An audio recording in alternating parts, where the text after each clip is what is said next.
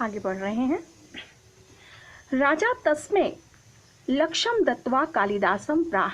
राजा ने उसे लाख मुद्राएं देकर कालिदास से कहा, सखे तोमपि प्रभात वर्णयति।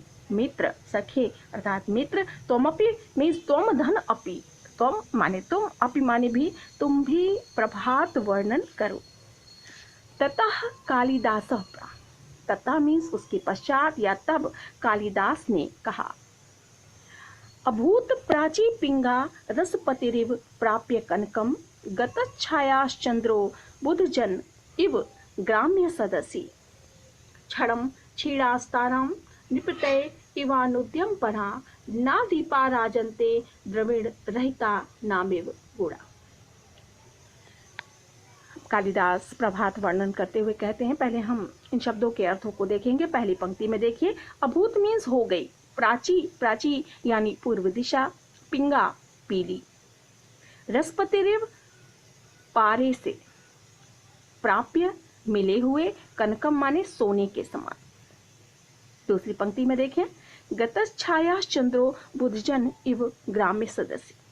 गंवारों अर्थात अज्ञानियों की सभा में, ग्राम्य सदस्य गंवारों की सभा, बुधजन विद्वान, गतच्छाया चंद्रो यानी चंद्रमा कांतिहीन हो गया।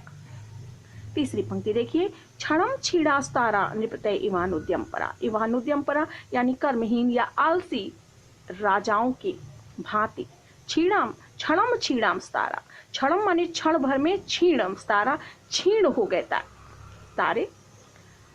चौथी पंक्ति, ना दीपा राजन, और दीप राजंते माने सुशोभित हो रहे हैं, प्रकाशित हो रहे हैं। द्रविड़ रहिता नाभिव गुणा। द्रविड़ मीन्स धन, रहिता माने रहित, धनहीन व्यक्ति के गुण। अब हम इन पंक्तियों को देखते हैं। देखिए, अभूत प्राची पिंगा रसपतिरिव प्राप्य कनकम। कालिदास प्रभात का वर्णन करते हुए कहते हैं कि पूर्व दिशा पारे मिले सोने के समान पीले रंग की हो गई है। पूर्व दिशा, प्राची यानी पूर्व दिशा, रसपतिरिव प्राप्य कनकम का अर्थ है पारे मिले हुए सोने के समान पीले रंग की हो गई है। गतच्छाया चंद्रो बुधजन इव ग्राम्य सदसी।